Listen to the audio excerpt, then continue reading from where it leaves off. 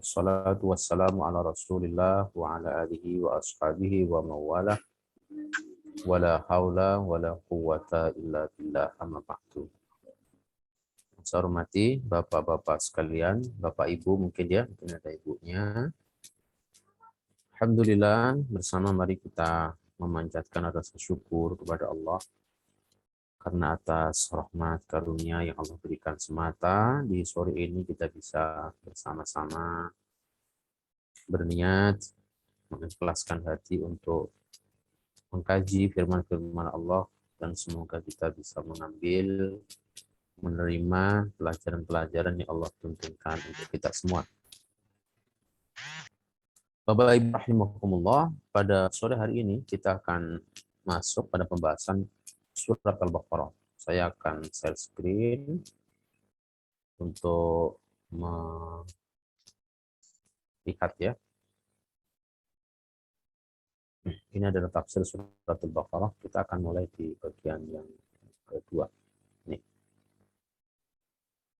Ya. Bismillahirrahmanirrahim. Ini ayat 1 sampai dengan ayat yang 5.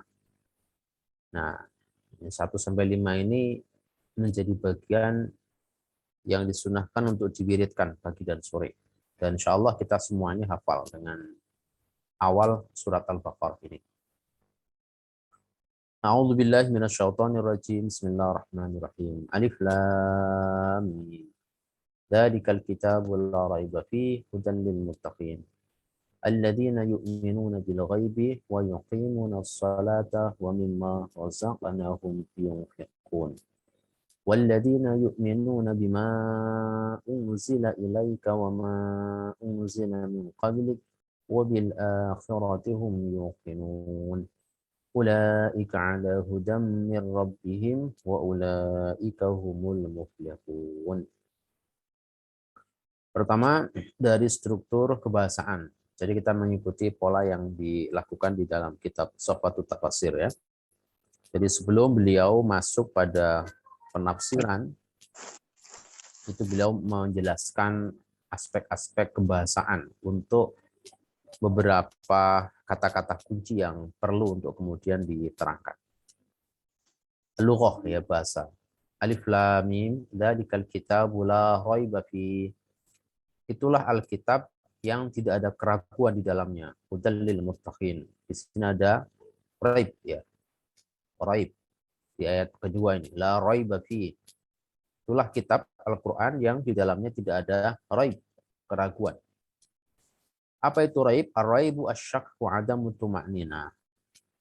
Raibun atau raib itu adalah syak ya, keraguan-raguan dan tidak adanya ketenangan. Jadi di dalam Al-Quran itu tidak ada di dalamnya kok keraguan-raguan dan tidak ada ketenangan. Jadi mantap gitu ya. Kalau sesuatu mantap itu berarti ya tidak ragu, tidak ada kegundahan. Yuqalu irtaba. Kalau dalam bahasa Arab ada kata irtaba. Wa amrun murib. Ini amrun murib, sesuatu yang meragukan. Idza kana fi syakkun wa raibah. Dikatakan amrun murib, sesuatu yang murib, ya satu akar kata ini. Apa itu? Ketika di dalamnya ada keraguan dan syak dan raib. Jadi ada satu kegalauan ya, ketidaktenangan ya, kemudian ada keraguan-raguan, itu namanya raib. Qala Zamakhsyari, Imam Zamakhsyari berkata, ar-raibu masdaru rabaha. Kata raib itu adalah masdar dari kata roba. Masdar itu adalah kata kerja yang dibendakan ya. Kata kerja yang dibendakan. Misalnya makan, memukul, ya, kemudian pukulan. Nah, itu adalah masdar. Idza ahdatsa lahu raibah adalah masdar dari kata robaha ketika kemudian di sana ada keraguan-raguan. Wa hiya qalaqun nafsi wa tirabuha. Ya, ini ada satu makna lain, bukan makna lain, ungkapan lain. Qalaqun nafsi. Jadi goncangan jiwa. Hatinya, jiwanya tidak tenang ya. Wa tirabuha, dan suasana yang ya tidak tenang. Tirab itu gundah gitu. Wa minhu raibuz zaman di nawaibi. Di antaranya ada ungkapan raibuz zaman di nawaibi. Jadi kalau dikatakan Quran la raiba, itu artinya Quran itu di dalamnya tidak ada yang meragukan, tidak ada yang karena meragukan lalu menimbulkan ketidaktenangan. Jadi seluruh tatanan yang ada dalam Al-Quran semuanya sinkron, semuanya sistemik, ya, dan pasti kemudian membawa satu ketenangan, ya, membawa satu kemantapan di dalam kita menerima dan melaksanakan. Kemudian lil muttaqin, lompat ya, hudal lil muttaqin, menjadi petunjuk bagi muttaqin. Aslu taqwa ma'khudh min ittiqa'il makruh bima taj'alu hajizan bainaka wa bainah. Asal dari kata takwa itu adalah diambil dari ittiqa'ul makruh, mencegah diri, melindungi diri dari sesuatu yang tidak disukai, sesuatu yang tidak dikehendaki. Nah, di mana upaya melindungi diri itu menjadikan dia memiliki satu pembatas. Ya. Ada satu pembatas antara dirimu dengan dirinya, antara dirimu dengan sesuatu yang dihindarkan. Itu namanya takwa. Sehingga takwa itu mengambil satu apa namanya, semacam benteng begitu ya, pembatas yang membuat kita ini terhindar dari sesuatu yang kita hindarkan, yang tidak disukai, yang tidak dikehendaki. Nah, itu asal dari kata takwa. Wa qala Nabi ghani satu syair, saqatan nasib wa lam turid isqatah fatanawalathu wa taqatna bil yati. Ini maknanya apa ini?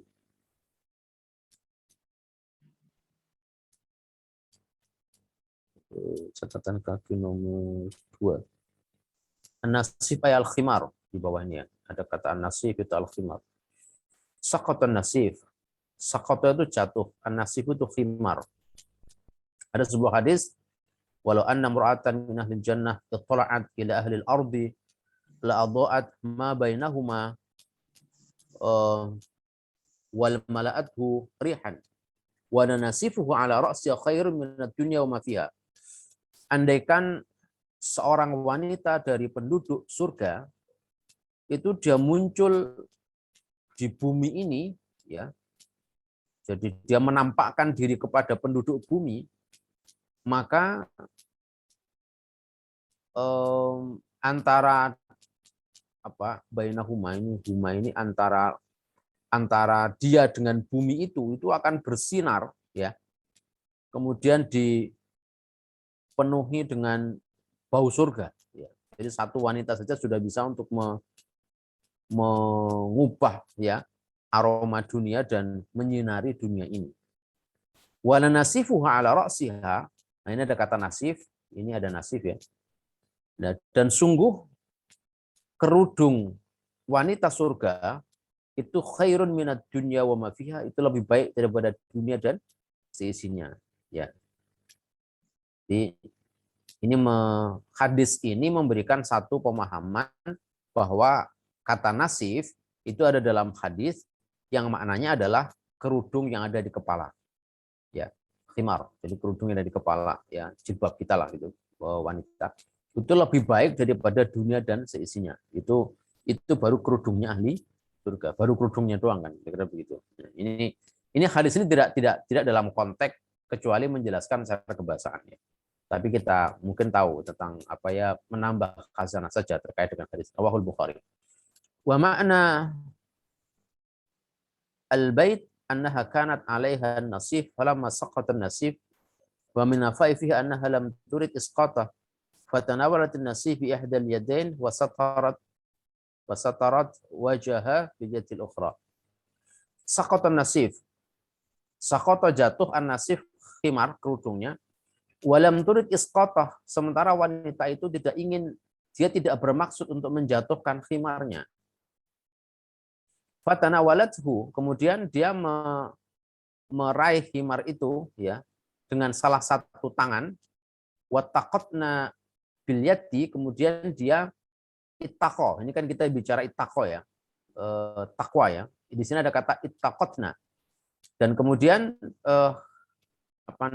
dia ini menutup wajahnya, menutup kepalanya kemudian terbuka itu tadi ya dengan tangan yang lain. Itu namanya ittaqatna. Jadi ini konteksnya menjelaskan soal mana kebahasaan. Jadi tako itu melindungi diri dari pandangan orang lain, wajahnya supaya nggak terlihat orang lain dengan memakai tangannya gitu ya. Tangan sebelahnya karena yang satu dipakai untuk mengambil kerudungnya yang tadi terlepas secara tidak sengaja. Nah, ini penjelasan dari sisi kebahasaan.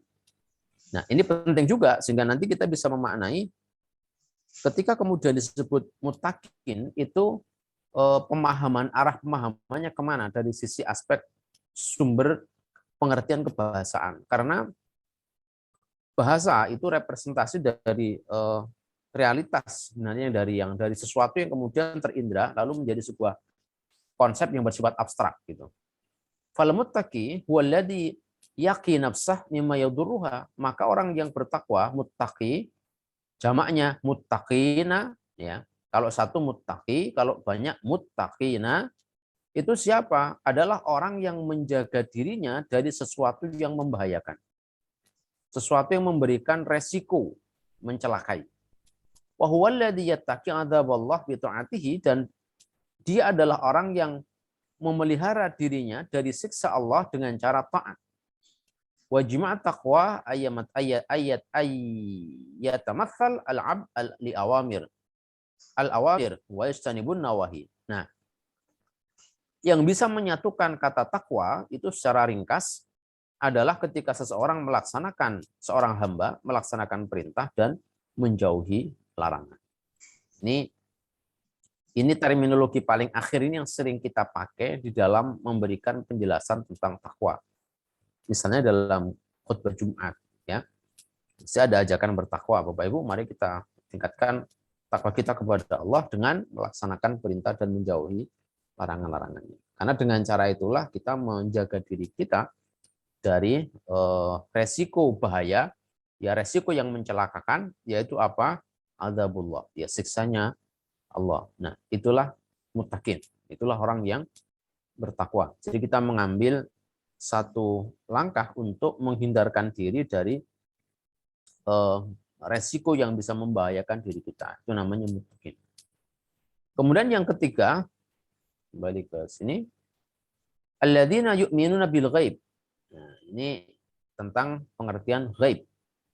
Maghaba 'anil hawas, yaitu sesuatu yang tidak tampak dari indera. Wa kullu syai'in mastur fahuwa ghaib. Semua hal yang tertutup, ya yang tersembunyi, itu berarti dimanakan ghaib.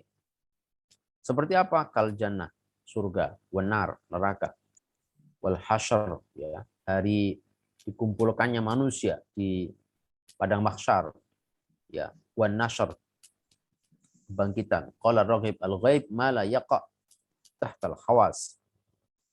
Ar-Raghib Al-Asfahani ini dalam Mufradatul Quran dia mengatakan ghaib adalah ma la yaqa tahtal khawas, sesuatu yang tidak bisa kemudian dijangkau dengan menggunakan indera. Baik, kita sampai di sini dulu. Kita akan coba hubungkan dengan pembahasan kita kemarin dalam konteks pengantar. Ya, mungkin masih ingat surat ini dinamakan Al-Baqarah. Padahal kalau panjenengan pernah ke Arab, kira-kira pernah nggak menemukan sapi, gitu kan? Tidak, gitu ya. Di Arab tidak ada sapi, ya kecuali beberapa tempat sekarang konon mengembangkan peternakan sapi. Tapi dulu tidak ada sapi. Sama dengan surat Al-Fil, surat gajah. Apakah di Arab ada kebun binatang yang di situ ada gajahnya? Tidak ada, ya. Tetapi ada surat Al-Fil, ya, sebagaimana Al-Baqarah, sebagaimana Al-Fil itu bercerita tentang sesuatu yang secara realitas zahir pada waktu itu orang mungkin susah mencari. Gajah yang dibawa Abrohah itu, Abrohah kan membawa dari daerah Yaman. Yaman itu daerah Arab ke selatan dan itu daerah dingin. Boleh jadi ada kemungkinan di sana ada gajah, tetapi kemungkinan juga kecil. Ya, kemungkinan besar Abdullah itu membawa gajahnya dari Ethiopia, dari Afrika. Karena ketika Abraham menyerang Ka'bah, itu kan dia berada di bawah kekuasaan Raja Najasyi di Ethiopia. Sehingga kalau di Afrika ya itu kan banyak ya, karena Afrika banyak guru apa namanya itu padang-padang rumput ya, hutan-hutan yang apa namanya sabana itu mungkin apa namanya istilahnya ya. Itu banyak. Mungkin juga di sana ada hewan-hewan liar yang bisa dibawa, termasuk diantaranya gajah. Ada boleh jadi kemungkinan diseberangkan dari Ethiopia, kemudian lewat Laut Merah, lalu masuk ke Yaman, baru ke utara, nanti ke Mekah. Nah, itu sama kasusnya dengan Al-Baqarah. Ketika itu tidak ada kasus sapi yang secara nyata ada, karena itu cerita tentang Bani Israel. Ya, kasus penyembelihan seekor sapi karena ada kasus orang terbunuh dan mencari tahu siapa pembunuhnya dengan cara menghidupkan yang sudah mati. Ya, caranya dengan dipukul menggunakan sapi yang sebagian dari anggota sapi yang sudah dibunuh, ya sudah disembelih. Nah, maka Al-Baqarah itu representasi dari prinsip dasar dalam beragama, yaitu apa? Keimanan. Ya, keimanan. Iman pada apa? Iman kepada sesuatu yang gaib. Apa itu? Yaitu iman tentang adanya hari berbangkit. Bahwa orang kelak ketika sudah meninggal itu akan dibangkitkan kembali, bahwa akan ada dikumpulkan di mahsyar yang sudah dikubur ya sekian ratus tahun barangkali, itu kemudian akan dibangkitkan ribuan tahun akan dibangkitkan kembali, dihidupkan kembali. Sama dengan kasus yang ditampilkan oleh Allah dengan menghidupkan yang mati ya dengan cara dipukul pakai api. Apa hubungan sapi dengan orang mati? Enggak ada hubungannya. Tapi ketika Allah menghendaki itu terjadi. Nah, maka Al-Baqarah ada representasi tentang soal keimanan. Nah, iman pada apa? Ya pada yang gaib. Maka di sini disebutkan minun bil gaib, ya, tentang kegaiban. Gaib itu apa? Jelas, sesuatu yang tidak bisa dijangkau oleh indera. Maka kalau kemudian orang beragama kok menuntut semuanya untuk diinderakan, itu sudah salah titik tolaknya. Karena prinsip dasar keimanan itu justru sebenarnya adalah melampaui dari keterbatasan indrawi ini. Ya, itu prinsip dasar dalam keimanan. Maka kalau kemudian semua dituntut harus selesai dan bisa dilakukan penginderaan secara kasat mata, maka makna gaib menjadi tidak ada. Ya. Maka dan itu kita secara faktual kan kita menyaksikan bahwa dunia ini konon hanya 3% yang bisa kita inderai. Lebihnya itu kita nggak bisa menjangkau. Sampai hari ini kita bicara virus corona juga nggak tahu kok virusnya kayak apa gitu kan. Itu kan cuma divisualisasikan gitu ya. Tapi kan kita nggak pernah tahu yang pernah sakit-sakit itu kan sebenarnya virusnya kayak apa sih, nempel di mana, bentuknya kayak apa nggak tahu juga kita. Ya. Jadi banyak hal yang kemudian secara zahir kita ini menyaksikan kegaiban-kegaiban yang secara zahir juga kita bisa merasakan dampak-dampak langsungnya. Virus, kuman gitu ya. Angin kan gaib itu. Tidak kelihatan bentuknya, tapi kita bisa merasakan hembusannya. Ya. Kita sekarang pakai telepon. Sekarang kita ini pakai Zoom. Kita di tempat yang terpisah, tetapi bisa kemudian secara langsung kita melakukan interaksi. Pertanyaannya, kok bisa gambar kita kelihatan? Ini yang bawa, yang menampilkan itu iya caranya kan gitu. Nah ini tentu ada ilmunya dan itu gaib karena nggak ada kabelnya. Ya semuanya pakai gelombang ya, mungkin gelombang entah namanya apa ada lebih paham kali itu ya. Gelombang apa itu yang membawa informasi kemudian muatan-muatan ini bisa kemudian sampai ya dan bisa kita akses secara bersamaan ya, secara simultan. Nah ini kan kegaiban sebenarnya, jalur-jalur kegaiban, tetapi bisa diilmiahkan. Tapi mata kita nggak bisa melihat, adanya dalam teori, ya, adanya dalam teori. Nah, cuma kemudian ketika kemudian orang sampai kepada soal hari kebangkitan, itu seringkali menjadi muskil. Apa iya sih? Apa iya betul orang sudah mati mau dihidupin lagi kan? Jasadnya aja sudah hilang dimakan tanah, apalagi udah ratusan tahun ini. Apa iya? Nah, maka prinsip dasar keimanan itu justru ada di sini, pada keyakinan terhadap sesuatu yang tidak bisa kita jangkau dengan indera.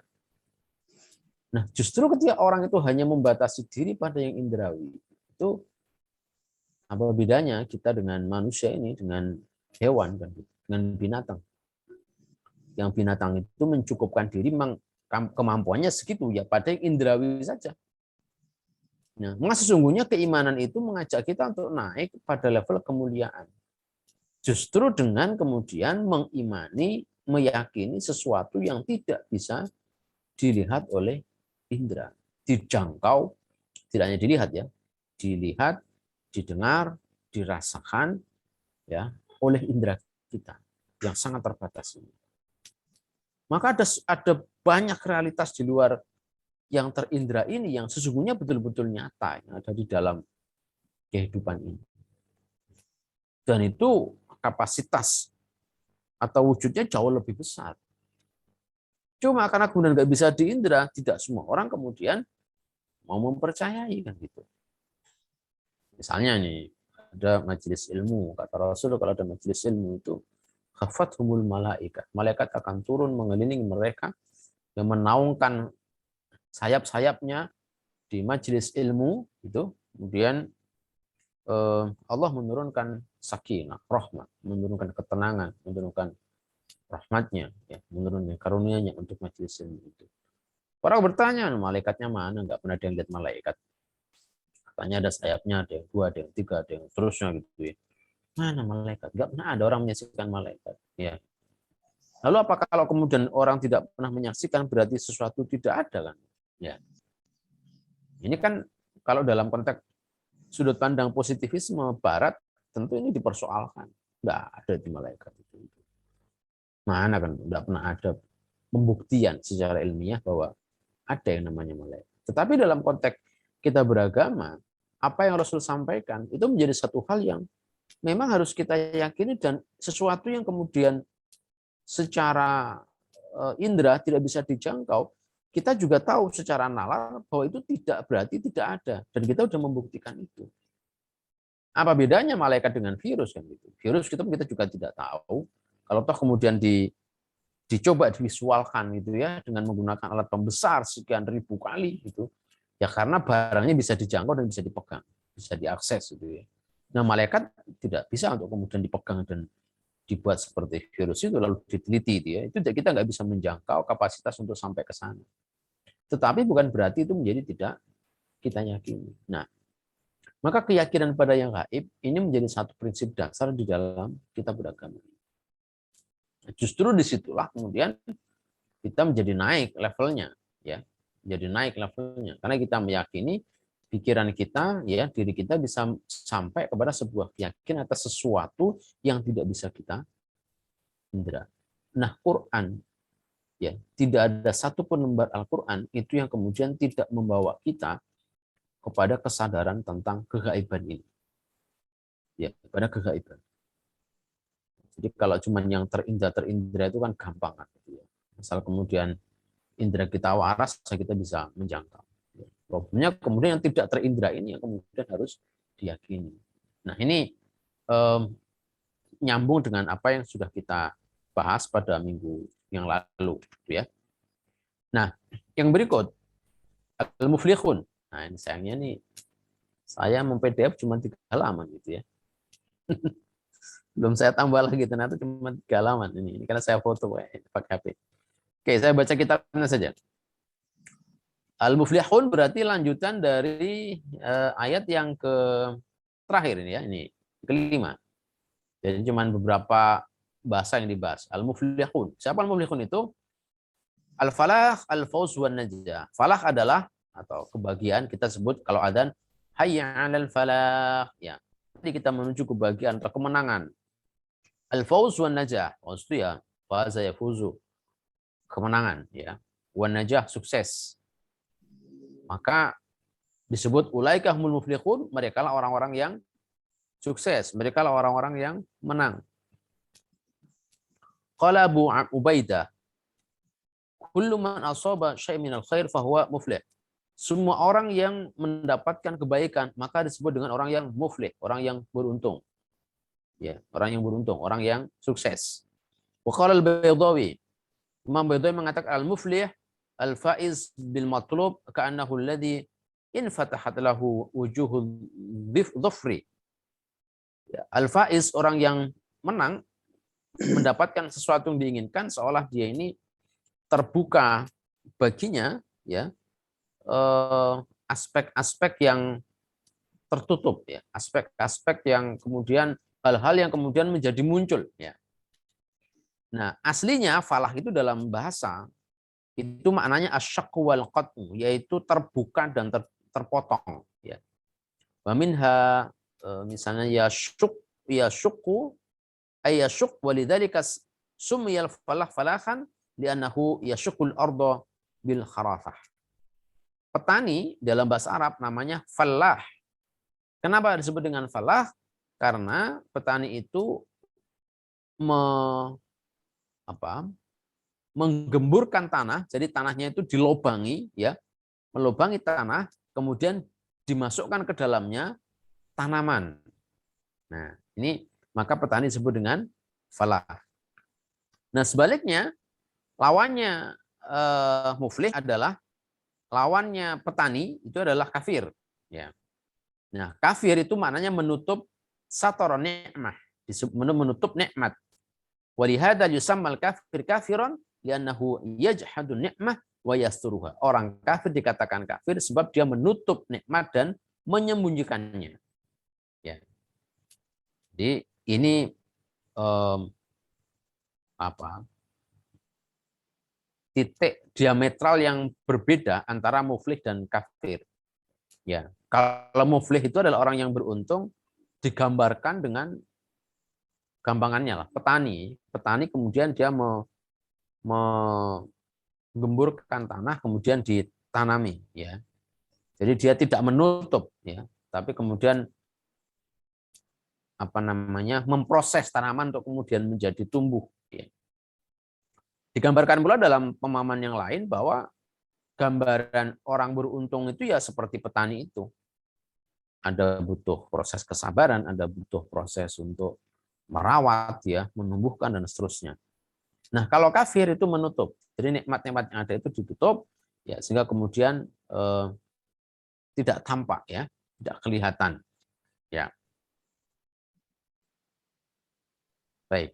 Lalu kemudian kita masuk ke tafsirnya. Masih berapa menit ya? Hampir isya. Surat Al-Baqarah diawali dengan alif lam mim. Disebut dengan huruful muqatta'ah, huruf-huruf yang terpotong-potong ya, yang terpisah-pisah.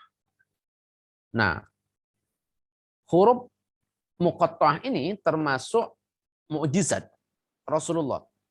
Kenapa? Kalau kita berbahasa itu kita bisa mengungkapkan satu ungkapan-ungkapan kebahasaan tanpa orang itu harus sekolah.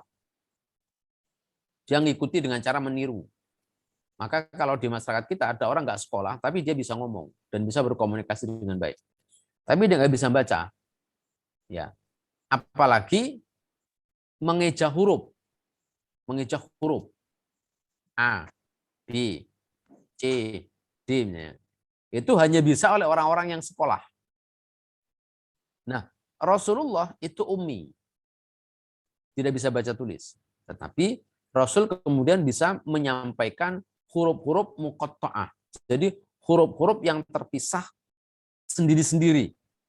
Nah, itu menjadi mukjizat karena tidak mungkin orang yang kemudian tidak sekolah bisa kemudian mengucapkan sendiri-sendiri. Alif, lam, mim. Ya. Kalau toh orang sekolah di zaman itu bisa menulis misalnya, zaman itu belum ada titik, belum ada tanda harokat.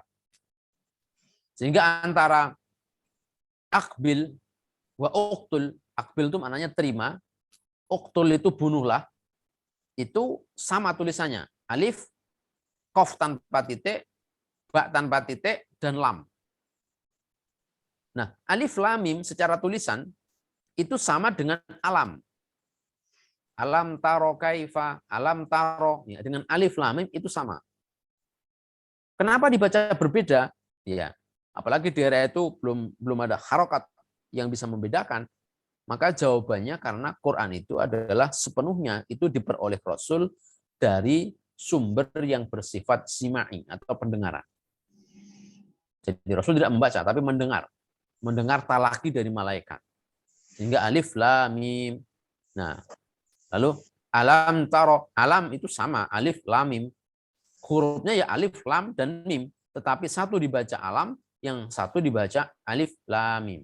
Nah, dan semua huruf muqatta'ah di awal surat itu semuanya berakhir dengan waqaf. Alif lam mim berhenti. Bukan alama. Itu kalau TPA gagal alama, ya. Karena anak TPA itu kan taunya belajar aja bukan huruf-huruf asli, tapi dia sudah langsung harokat. A, ba, ya, i, u. Nah, itu kalau anak TPA yang masih awal itu bukan alif lam mim, tapi bacanya alama. Nah, huruf muqatta'ah itu semuanya waqaf. Sod, ya, yasin. Tetapi semua huruf, semua ayat yang lain selain huruf muqatta'ah semuanya wasal. Wasal itu lanjut. Saya begini. Hudal lil muttaqina. Ini kan nggak mati nih. Tetapi bisa dibaca waqaf. Ya. Kalau terus hudal lil muttaqina alladzina yu'minuna bil ghaib. Nah, bisa ini. Hudal lil muttaqina alladzina. Maka semua harokat di akhir ayat selain huruf muqatta'ah dalam Al-Quran semuanya wasal. Bisa lanjut. Ya. Tapi bisa dibaca waqaf. Tetapi ini bisa wasal. Semuanya hidup, huruf hidup ini. Nah, yunfiku, nah, ini nggak ada sukun di sini. Ya. Yukinu, nah. Muflihu, nah. Tapi yang ini, yang huruf muqatta'ah, semuanya berakhir mati. Alif lam mim, bukan alama, tapi mim, yasin. Nah, itu di antara perbedaan ya ijazul Quran, kemukjizatan Al-Quran, ya bahwa kemudian Rasul itu sepenuhnya memperoleh Al-Quran itu dari sumber yang bersifat simai atau pendengaran. Jadi talaki secara langsung didiktekan oleh malaikat Jibril kepada Rasulullah, ya. Dan itu menunjukkan kemukjizatan karena Rasul tidak pernah sekolah.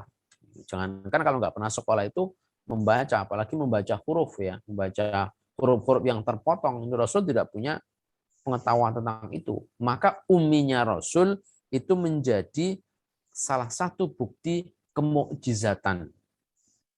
Apalagi nanti begitu Quran itu turun, orang Arab sangat takut ketika itu, orang-orang kafir Quraisy, untuk mendengar Quran. Mereka sangat wanti-wanti kepada orang Arab Quraisy, jangan sampai kamu mendengar Quran. Kenapa? Karena seperti sihir. Orang bisa terpana dan terpesona ketika mendengar Al-Quran.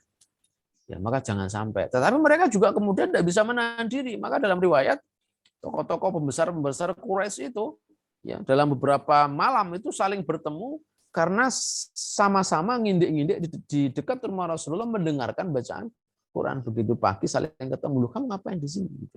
Kamu ngapain juga? Sudah, kita diem-diem aja lah, jangan bilang-bilang kalau kita kemudian di sini, kata mereka. Jadi mereka punya dorongan untuk kemudian mendengar Quran, ya. Sementara mereka juga ketakutan karena Quran itu seperti sihir. Nah, sehingga kemudian ini mukjizat, ya. Sehingga kalau kemudian kita membaca Al-Quran, ya kita membaca mukjizat yang Allah berikan kepada Rasulullah, satu karunia besar, dan karenanya kemudian dia bernilai pahala, bahkan pahalanya itu dihitung dalam hitungan huruf per huruf. Rasul mencontohkan tentang pahala Quran itu beliau ambil alif lam mim. Ya, alif itu 10, lam itu 10, mim itu 10, 30. Alif lam mim. Jangan sangka alif lam mim dihitung 1, tapi alif itu 10, lam itu 10, dan mim itu 10. Ini karunia dan keutamaan Al-Quran. Ini alif lam mim, ya. Kemudian yang kedua, maknanya apa? Alif lam mim tidak ada maknanya. Atau hanya Allah yang tahu maknanya, mungkin lebih tepat ya, begitu ya. Seperti misalnya di dalam sandi-sandi tertentu yang dilakukan pada komunitas-komunitas tertentu, misalnya tentara, itu yang paham maknanya itu ya hanya tentara yang membuat sandi itu, ya. Dan kalau ada yang diberitahu, yang dia tahu maknanya itu apa, ya. Tetapi bukan berarti tidak ada makna. Maka rahasia tentang maknanya itu ya Allah yang tahu, gitu ya.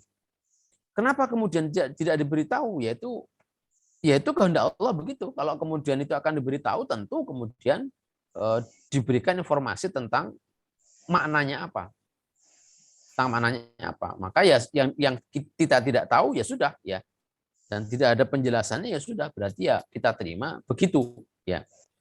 Nah, tapi tidak adanya pemahaman itu tidak menghalangi kita untuk mengambil manfaat. Dalam hidup ini kita lakukan. Tidak semua hal yang kita ambil manfaat itu kita paham. Kita menggunakan HP. Cara kerja HP bagaimana? Kita tidak tahu. Kita memakai listrik. Cara kerja listrik bagaimana? Kita tidak tahu. Tahunya ada saklar, dinyalakan, lalu nyala, gitu saja. Terus kok bisa nyala? Cara kerja lampu itu bagaimana? Tidak tahu juga kita. Jadi kita bisa menggunakan sesuatu, memanfaatkan sesuatu yang sebenarnya kita pun tidak tahu tentang sesuatu itu. Maka ketika kemudian kita membaca Alif Lam Mim, jangan kemudian menyangka bahwa bacaan itu tidak punya dampak, begitulah ya. Karena kita tidak tahu maknanya, lalu dipandang itu tidak punya arti, tidak. Atau tidak punya pengaruh, tidak. Ya, karena kenyataannya kita dalam hidup ini banyak juga menggunakan perangkat-perangkat tanpa kita tahu, tapi kita manfaatkan dan mendapatkan nilai kemanfaatan dari sesuatu itu. Sama dengan Al-Quran. Maka sampai kemudian Al-Quran itu ta'abbud bitilawati, membaca itu statusnya beribadah. Meskipun orang tidak paham. Meskipun tidak paham. Ya, jadi kalau kita artinya apa sih? Nggak ngerti saya. Dibaca saja tidak apa-apa kan, itu ta'abbud, itu beribadah. Ya. Apalagi kita paham gitu ya. Yang paham kita pahami, ada berusaha kemudian kita pahami. Tentu itu kemudian nilainya menjadi naik lagi pada level tadabbur dan seterusnya. Nah, yang berikut, kenapa ada hal-hal yang Allah sampaikan dalam Quran yang tidak bisa kita pahami maknanya, seperti Alif Lam Mim ini.